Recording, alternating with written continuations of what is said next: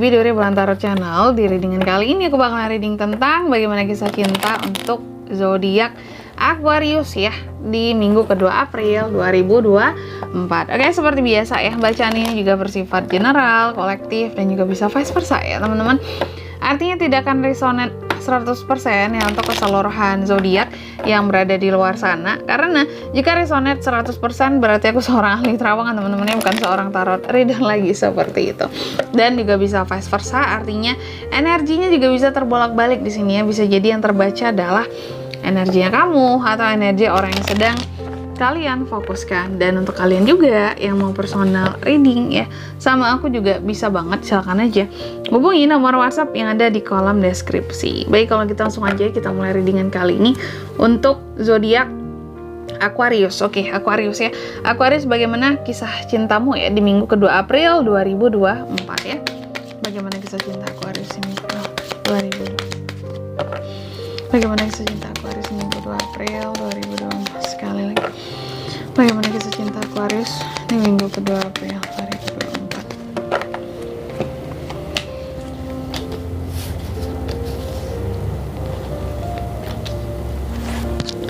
Oke, baik Aquarius ya. Aquarius, bagaimana kisah cintamu di minggu kedua April ini? Aku lihat ya, di minggu kedua ini Aquarius, kalau kalian beberapa dari kamu mungkin terutama buat yang couple lagi merasakan chemistry yang lagi bagus-bagusnya gitu sama pasangan ya. Beberapa seperti itu kalau aku lihat ya, lagi merasakan chemistry yang bagus ya, baik dengan pasangan ataupun dengan yang lagi PDKT dengan seseorang gitu teman-teman ya. Ada chemistry, ada having fun bareng, ada hal-hal yang senang-senang bareng seperti itu. Ada kayak apa sih?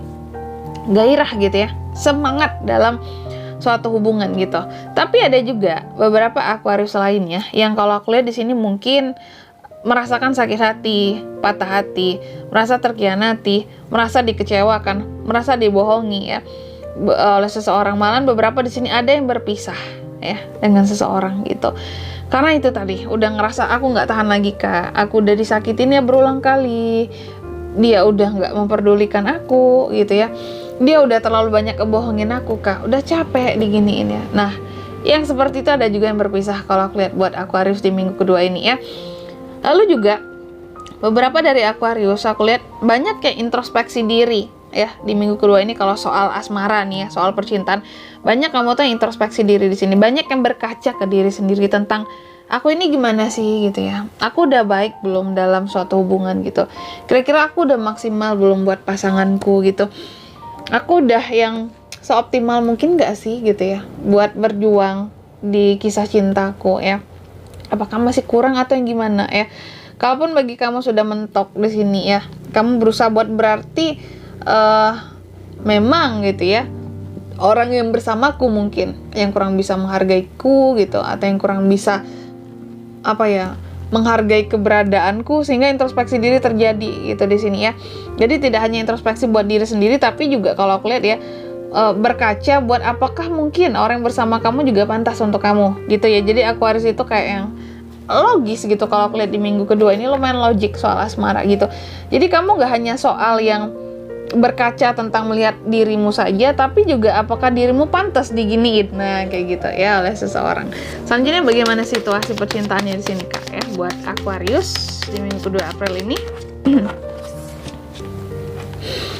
Tuh kan nih ya, jadi memang situasinya seperti itu nih.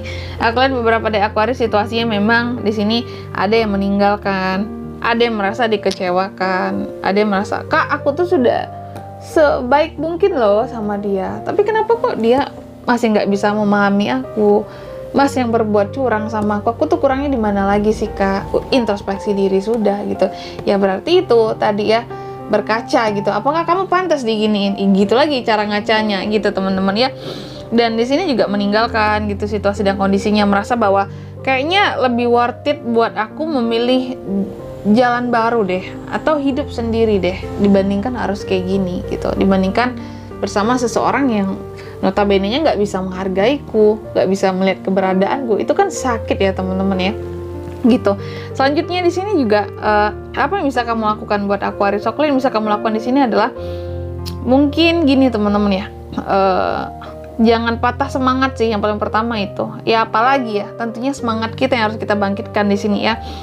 Semangat gitu ya, coba apa ya, cari sesuatu yang baru sih ya, sebagai pengganti hal-hal yang sebelumnya membuat kamu kecewa di sini, karena itu cara paling cepat gitu ya buat move on. Atau katakanlah, Kak, aku belum sanggup buat cari yang baru, Kak, ini aja luka hatinya masih ada, Kak, masih tercabik-cabik gitu. Tapi setidaknya minimal kamu jangan takut untuk membuka hati seperti itu ya. Jadi itu yang bisa dilakukan, lakukan hal-hal kreatif yang bisa yang menyenangkan hati, menghibur diri gitu teman-temannya dari rasa kecewa yang ada. Lalu yang jangan dilakukan di sini apa, Kak? Jangan dilakukan mungkin kalau untuk beberapa aqua yang masih bertahan di sini dalam situasi yang menyakitkan gitu ya, dalam hubungan yang toksik, jangan membohongi diri sendiri. Kalau memang rasanya ini aku ditoksikin gitu ya, ini aku disepelekan, ini aku nggak dianggap gitu. Jangan kamu membohongi dirimu sendiri kalau memang sudah sampai ke tahap yang seperti itu ya. Jangan ngestak, jangan takut, ya udah gitu. Harus berani membuat keputusan dan jangan ragu-ragu ya. Kalau memang ini nggak worth it buat dipertahankan, kamu sudah nggak happy, banyak kesalahpahaman, ini hubungan hanya sekedar memberikan banyak tekanan, ketakutan, ya sudah gitu ya. Buat apa lagi gitu? Kamu mau bertahan dari sisi yang mana kalau udah kondisinya kayak gitu? Itu Aquarius ya. Oke. Jadi jangan yang membohongi diri sendiri. Lalu apa pelajarannya di sini bisa diambil untuk kisah cintamu di minggu kedua ini? Aku lihat belajarlah kamu gitu ya, buat bisa, istilah kata tuh belajarlah atau siap buat kehilangan di sini teman-teman, untuk sesuatu yang memang mungkin gak worth it lagi buat kamu gitu. Jadi kita tuh ya, ketika kita siap memiliki ya, berarti kita juga akan siap kehilangan suatu hari nanti. Dan ini yang jadi pelajarannya buat kamu. Ketika kamu awalnya sudah memiliki sesuatu, kamu juga harus siap konsekuensi buat kehilangan sesuatu ini gitu Aquarius. Jangan yang nanti, aduh nggak bisa, Kak, aku udah terlalu lama sama dia tapi dia toksik juga sama aku, gini. Jangan gitu ya. Kamu harus siap kehilangan ketika dari awal kamu sudah siap buat memiliki gitu. Lalu yang kelima di sini, apa hasil yang didapat dari kisah cintanya kamu di minggu kedua ini? Aku lihat hasilnya memang kamu akan banyak healing di sini ya, dari rasa trauma, dari rasa sakit, memaafkan kalau aku lihat. Jadi Aquarius bener-bener yang kayak dewasa banget di minggu kedua ini kalau soal asmara. Memaafkan, kamu bisa pergi dengan bisa pergi tanpa masalah di sini. Memang bawa kecewa tapi tidak menimbulkan masalah gitu. Kamu bisa menghadapi rasa sakitmu sendiri, menyembuhkan lukamu sendiri di sini gitu ya. Ini luar biasa dewasanya ya, itu hasilnya. Dan di sini kalau untuk zodiaknya bisa terkoneksi dengan Aquarius di minggu kedua soal kisah cinta gitu ya. Kamu bisa terkoneksi dengan ada Cups, Cancer, Pisces, Scorpio, ada Aries, Leo, Sagittarius, ada Taurus, Virgo, Capricorn. Ini ada Sword juga, bisa dari kedua belah zodiak teman-teman ya sebenarnya. Tapi energi paling kuatnya di sini muncul dari Pisces, the Moon gitu aja. Oke? Mungkin sampai di sini dulu ya readingan kali ini ya. Semoga resonate ya. Jika tidak resonate, berarti bacaan ini bukan untuk kamu, dan semoga bermanfaat tentunya. Dan sampai jumpa di video-video selanjutnya. Bye bye Aquarius.